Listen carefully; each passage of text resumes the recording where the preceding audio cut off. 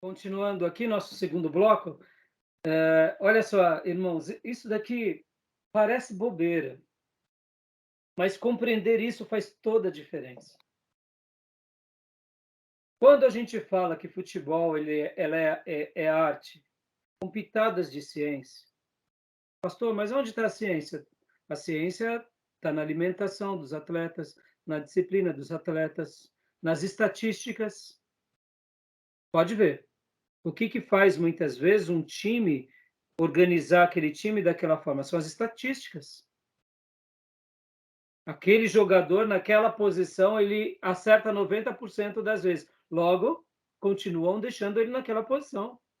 Ah, mas na outra posição ele acerta 30%, faz um espetáculo, dá dribles, mas acerta 30%. Não adianta, deixa eu lá fazendo chá com pão. Aí onde entra, por exemplo, as estatísticas. Olha que interessante. No esporte, ele tem um viés mais lúdico, mas ele é arte com ciência. Já existem áreas que são ciência com pitadas de arte. E na política, quando eu fiz a pergunta para vocês no bloco anterior, ela é arte ou ela é ciência? E a gente compreende que a política ela é arte de liderar, de persuadir, de se harmonizar entre as pessoas que pensam de forma contrária, de debater, de contra-argumentar e com pitadas de ciência, até a nossa crítica e o nosso entendimento àqueles que estão inseridos no contexto político se tornam mais flexíveis, porque eu não vou esperar tanto de uma coisa que é mais artística. Eu sei que não deveria ser assim, que nesse contexto de arte deveria ter mais princípios e valores. Aí onde entra o que você falou, pastor Johnny, do mau caratismo. Porque não é porque uma pessoa ela é um artista que ela tem que levar aquela interpretação para a vida real. O problema do político é que não é feito essa ponte entre a vida pública e da vida privada. Ele mistura as duas coisas. Então ele pega o papel dele de artista corrupto e leva para a vida toda e vira uma bagunça. Mas se houvesse essa compreensão e até mesmo da nossa parte, pode ver, nós vemos o político e queremos acreditar que tudo que ele diz ele vai fazer. Não, é arte. É arte de convencimento, é arte de persuasão. É claro, o mau caratismo está empremeado aí, porque aí aqui já tem um outro viés, que é o viés da liderança, que é o viés da tirania. Mas que a gente, quando começa a olhar que política é arte, a gente ouve um deputado que realmente nós acreditamos, esperamos que ele faz, mas a gente sabe que talvez ele não consiga. Não é porque ele não consegue, porque na vida pública há debates, há interesses, há partidos. Deixa eu fazer uma crítica aqui. Logo que Bolsonaro venceu as eleições, todos os seus eleitores queriam que ele virasse o Brasil de ponta cabeça. E eu dizia, as coisas não são assim. Ele governa para os eleitores dele e ele tem que governar para os opositores dele. Pode ver que 4 anos passaram e ele ficou um pouco mais flexível. Os seus bolsomínios, né, bolsolovers, ficaram revoltados e eu foi feliz. Eu falei, opa, agora ele está fazendo política. Para mim, se o Lula for eleito presidente, que eu espero que não seja, fique bem claro, não vou votar nele, meu voto é do Bolsonaro. No entanto, olha só que interessante, não quero ser tendencioso aqui, estou expressando para vocês, mas o que eu quero dizer com isso? Bolsonaro, desde o começo, fez campanha para o Lula, como maior marqueteiro, falando toda vez do Lula e do PT e do socialismo, do comunismo. Ele tinha que simplesmente governar para quem ele votou e governar para quem ele não votou. Fechar um pouco menos a boca, ser o que ele é, porque ele é reativo, e, no entanto, deixar as coisas acontecer naturalmente. Vocês entendem o que eu quero dizer, irmãos? Um presidente da República ele está sob um sistema democrático, ele tem que viver essa dimensão da arte mas ele também não pode esquecer da ciência e também não pode querer, por exemplo, fazer com que o seu pensamento domine na base da força sobre os outros. Eu não sei se eu estou sendo claro. Esse é o meu ponto de vista, tá bom, meus irmãos? Eu estou falando tudo isso porque política, ela é arte. Pode ver, ela é a arte da oratória, ela é a arte do carisma. Aí, dentro desse contexto, aonde entra o bom político? Que ele vai pegar a arte e vai regar do quê? De princípios éticos e morais. E vai consolidar, vai concretizar, vai fazer o que ele prometeu, ele vai continuar lutando. Mesmo que ele não consiga, ele vai demonstrar que tentou fazer o melhor, ele vai dar provas de que ele caminhou naquilo. Então, esse é o bom político. O mau político é aquele que agrada a todo mundo, vai para a galera e chega lá e fala: oh, eu não estou sabendo de nada, esquece, vira a página, vamos gastar o dinheiro público. Esse é o que vive a arte de forma corrompida. Mas, assim, eu não sei se eu. Por que eu falei tudo isso para vocês? Porque na nossa vida a gente vive o tempo todo com o quê? Com a ciência e com a arte. Ora, em alguns lugares, a arte predomina e tem ciência. Em ora, outros setores, a ciência predomina e tem arte. Estão entendendo, meus irmãos? Deu para. Gostaram dessa ideia? O que vocês acharam? Vamos lá, vamos fazer um debate rapidinho aqui. Tem a ver, não tem a ver? Sim, eu concordo, sim. Eu acredito que está bem claro, na verdade, no que o senhor falou, que as duas coisas, de certo modo, caminham juntas. Ora uma prevalece com a pitada da outra, ora a outra prevalece com a pitada da uma. É saber lidar com tudo isso, né? E saber enxergar, porque, por exemplo, eu não tenho dúvida que a partir de hoje vocês vão olhar que o mundo político ele contém muito mais arte. E a gente fica, como que nós ficamos? Não é que a gente fica incrédulo, cínico, mas a gente entende o seguinte, ó, ele está fazendo isso porque é o partido dele, porque é do interesse dessa turma, ele quer se eleger. Ou seja, nossa mente amadurece. A gente não fica acreditando no político como a gente acredita, por exemplo, no diretor da empresa. Porque lá no diretor da empresa é ciência pela ciência. Se não der resultado, é a cabeça dele que vai, entendeu? Eu acho que Lá na empresa, se o diretor disser algo e não cumprir, é ele que vai para a roça. e, Quartel-general é arte ou é ciência? Ô, meus irmãos, quartel-general é ciência pura, com um pouco de arte. A arte está na maneira de se portar, de marchar, né, nos seus. Mas o resto é ciência pura, é tiro, é proteção, é neutralidade, é vencer o inimigo, proteger o povo, né? Pode ver. O quartel, o exército é o quê? É ciência pela ciência, é a ciência bélica, que tem arte. Mas a política é o contrário. Ó, o direito, por exemplo, o juiz. O juiz, o que é o juiz, irmãos? O juiz é ciência dos direitos. Mas vem cá, e o advogado? E o promotor? É a ciência com arte. Porque se ele tem uma persuasão, se ele usa as palavras certas, se ele consegue tocar na mente das pessoas ou do júri, ele ganha a causa. E ele ganhou por quê? Porque faltou o quê para o outro? Faltou uma habilidade melhor.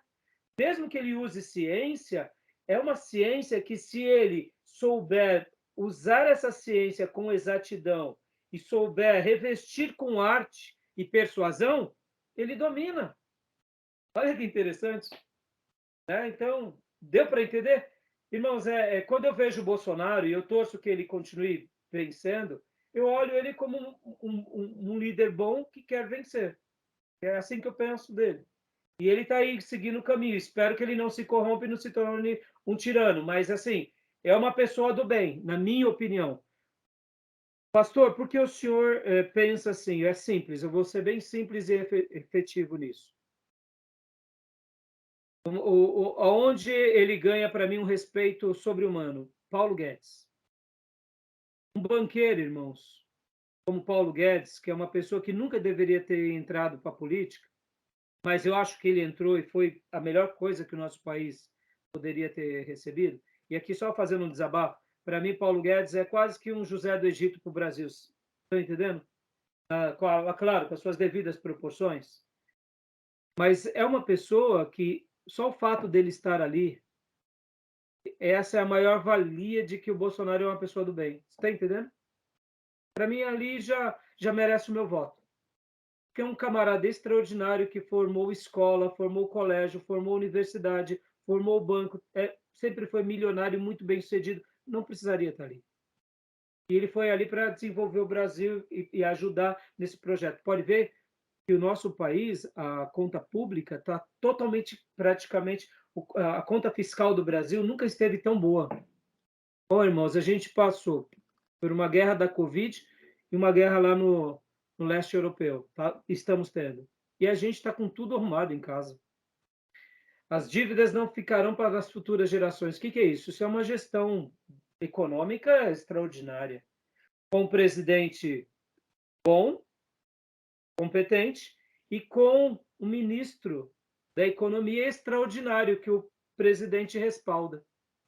Então, essa combinação merece o nosso voto. Bom, é o que eu penso, né? Então, mas vocês veem, ó, Paulo Guedes, ele faz o quê? É ciência.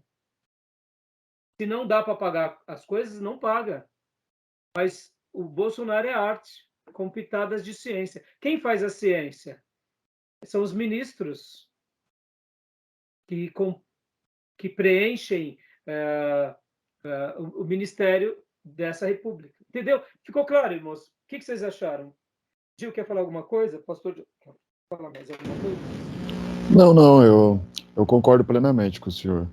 E eu ia falar justamente a respeito disso aí, que o Bolsonaro, como linha de frente, né, o testa de ferro do governo, né, está ali meio que para, mesmo com os seus exageros, com algumas falas estranhas, mas ele é a arte, né?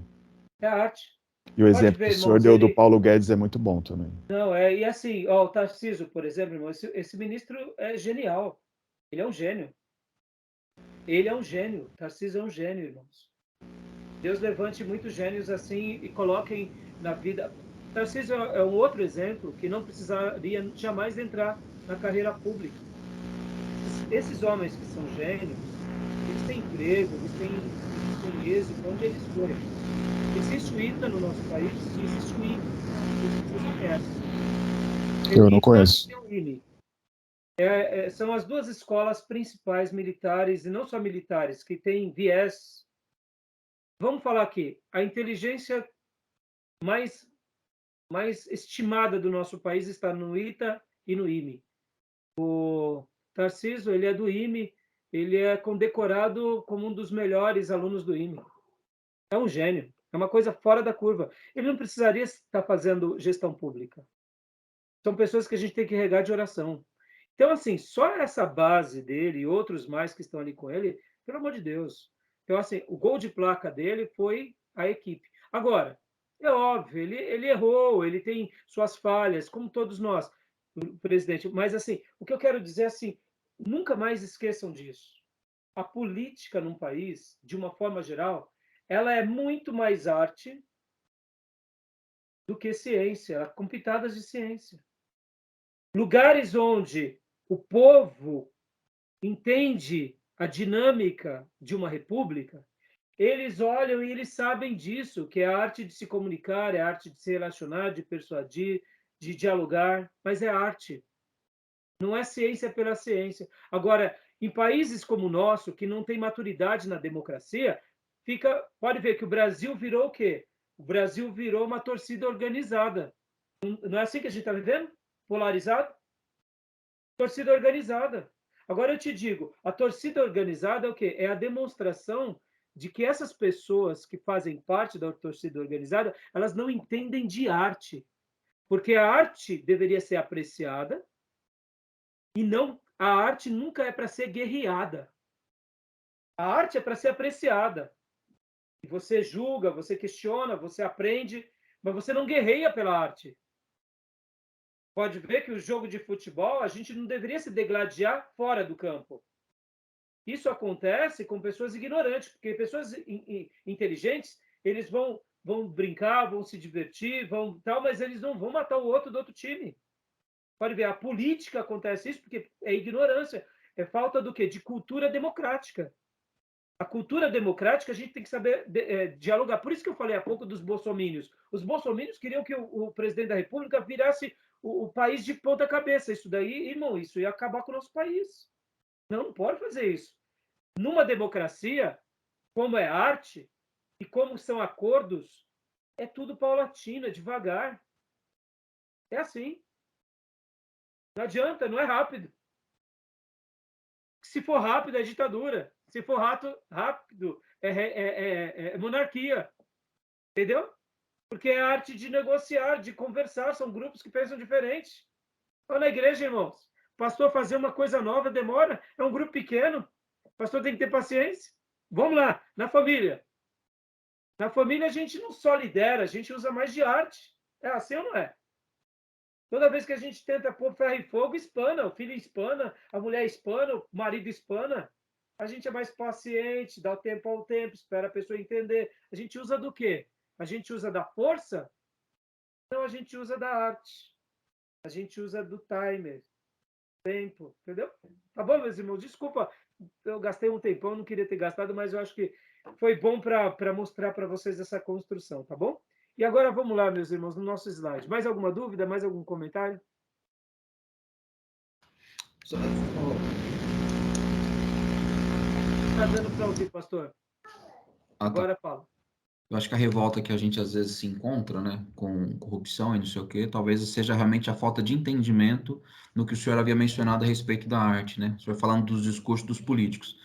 Se há maturidade da nossa parte em ouvi-los com esse entendimento, você não gera tanta expectativa e você já percebe que ali, na verdade, a intenção é o poder pelo poder, mas ele usa da arte para poder conquistar isso. Exatamente. Então, assim, realmente maturidade para poder ouvir e entender isso. Discernir isso, que nem eu falei para vocês há pouco do Rafael Figueiredo. Quando ele começa a comentar sobre política, você vê que ele fica desesperado. E um dia, eu ouvindo ele várias vezes, dá vontade de falar para ele: Rafi, política é arte, Rafi. Política é arte. Tem a leitura da arte. Mas não quer dizer que por ser arte, você não vai ser criterioso e enérgico. Não, não é isso. Sabe, o jogador de futebol é arte. Você está ali torcendo para o teu time, ele não está fazendo gol, ele não vai para o treino. O que a gente tem que fazer? A gente tem que falar, manda embora esse cara daí, que eu quero que meu time ganhe. Troca esse cara, arranca ele daí, é ou não é? Ou seja, você usa da arte, da paixão, mas você usa da reflexão. E na política, essa maturidade, a gente tem que fazer essa leitura, esse senso crítico, mas dizer assim, não, essas coisas estão erradas, eu vou fazer a minha parte, eu vou dar o meu... E essa maturidade nos liberta de muita revolta. Que é arte, irmãos, é arte. Pode ver, irmãos, quando eles estão lá na Câmara dos Deputados ou lá no Senado, Vossa Excelência, é arte, é só arte ali. Parece até que eles estão brincando, mas é arte. É arte. No mundo das artes, você tem que se comunicar da forma correta. Faz parte de toda a comunicação, entendeu? Mas isso não quer dizer que a gente não tenha que se posicionar adequadamente, entendeu? Aí é o outro lado da maturidade.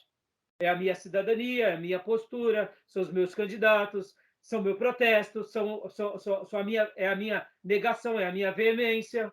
Por quê? Porque já que é uma arte com viés de ciência e que afeta diretamente na nossa vida, porque uma coisa é a novela, depois eu desligo e digo, eu não quero mais assistir. Só que essa novela política não tem como desligar, meu irmão. Você elegeu, não tem como desligar. E aí onde entra a maturidade. Na novela eu desligo, eu boicoto, eu não assisto mais, eu abandono aquele artista. Na vida política, eu tenho que saber o que agora eu vou contra-atacar de que forma? Inteligente, protestando, fazendo as minhas denúncias e também não elegendo mais e colocando outros bons, que afinal de contas faz parte da nossa vida contemporânea e democrática. E até o protesto da nossa parte é arte também. É arte, é arte.